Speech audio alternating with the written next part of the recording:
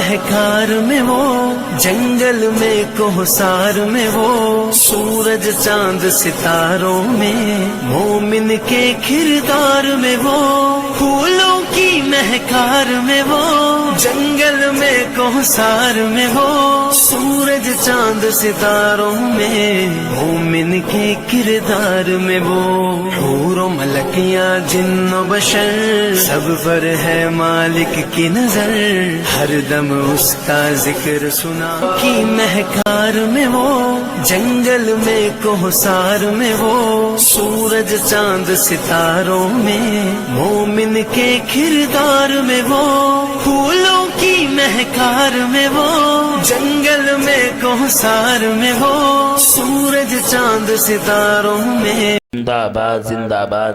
مبارکباد کے مستحق ہیں وہ اساتذہ کہ جنہوں نے بچوں کو اس سانچے میں ڈھالا۔ کتنی شاندار تقاریر یہ جہیز کی لانت پر کر کے گئے۔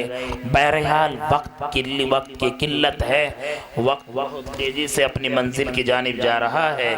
آئیے ہم عزیزم محمد شارق سلمہ کو آواز دیتے ہیں، وہ آئیں اور اپنی تقاریر سے ہم سب سامعین کو مستفیض فرمائیں۔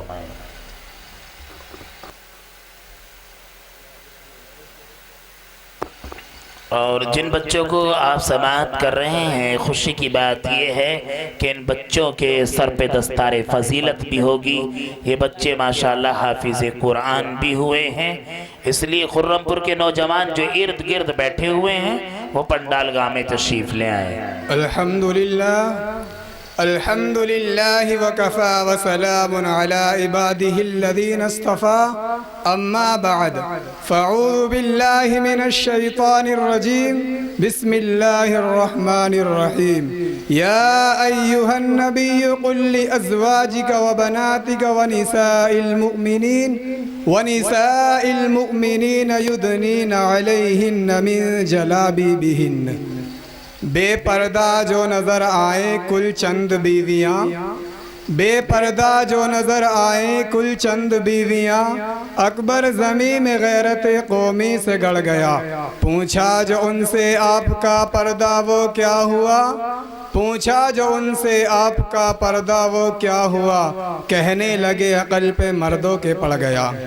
محترم دوستو، میں نے قرآن کریم کی ایک آیت کریمہ آپ حضرات کے سامنے تلاوت کی ہے۔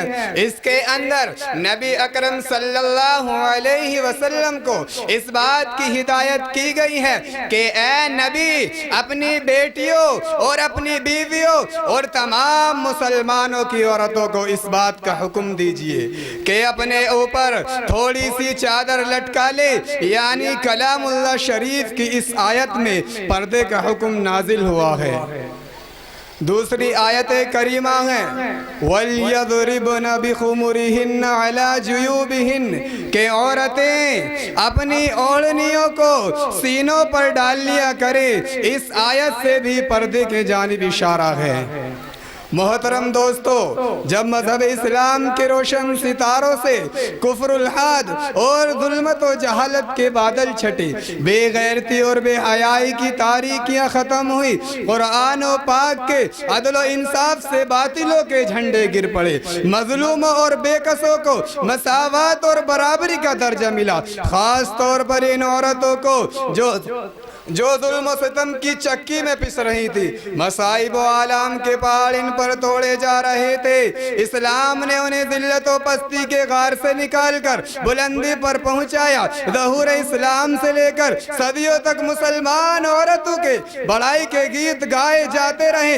اگر تاریخ کے اوراق کھولے جائیں تو غیر مسلم عورتوں پر مسلمان عورتوں کی فضیلت اور برتری دکھائی دے گی، لیکن دیکھتے ہی دیکھتے پوری دنیا میں شیطانی ڈنکے بجنے لگے کہ مسلمان عورتوں کو اس کے گھر کی چار دیواریوں سے نکال کر شارع عام پر بدنام اور رسوا کرنے کی انتہا کوشش کی گئی۔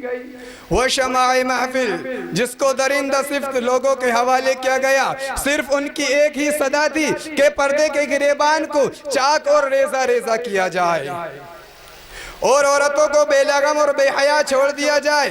چنانچہ خواہشات کے ان پٹھوں کی عرضیں پوری ہوئی اور انہوں نے آہستہ آہستہ مسلم خواتین کو بہکا لیا، اور انہوں نے بھی پردہ جیسی عظیم نعمت کو پیٹھ پیچھے ڈال کر مردوں سے کاندھے سے کاندھا چلا کر ملنا چلا کر شروع کر دیا۔ پھر نہ پوچھئے کہ اسلامی معاشرہ کن کن خرابیوں سے دوچار ہوا، کتنی مصیبتوں آفتوں کا سامنا ہوا۔ مکانوں اور دکانوں میں، بستی اور بیابانوں میں برائیاں ہی برائیاں نظر آنے لگی، زناکاری اور بدکاری عام ہوتی چلی گئی۔ محترم دوستو، یورپ اور امریکہ ہماری تعلیم کے اوپر انگلی اٹھائیں تو ہمیں کوئی تعجب اور حیرانی نہیں، چونکہ ہماری تعلیمات کو ہر طرح بدنام کرنا ان کا شیوا بن چکا ہے۔ مگر صد افسوس، آج ہماری قوم کے اکثر جو لوگ محمد عربی صلی اللہ علیہ وسلم کے امتی کہلاتے ہیں، وہ بھی اسی ذہنی غلامی کا شکار ہیں۔ انگریزی تعلیم یافتہ طبقہ تو اس میں زیادہ مبتلا ہے، وہ بھی اسی معاملے میں اسلام دشمنوں کے ساتھ ہے۔ میں اس شعر کے ساتھ، کسی شاعر نے ایسے ہی لوگوں کے بارے میں کہا ہے، انہی کی محفل سوارتا ہوں چراغ میرا ہے رات ان کی، انہی کی محفل سوارتا ہوں چراغ میرا ہے رات ان کی، انہی کے مطلب کی کہہ رہا ہوں زباں میری ہے بات ان کی۔ بہت خوب ماشاءاللہ۔ آئیے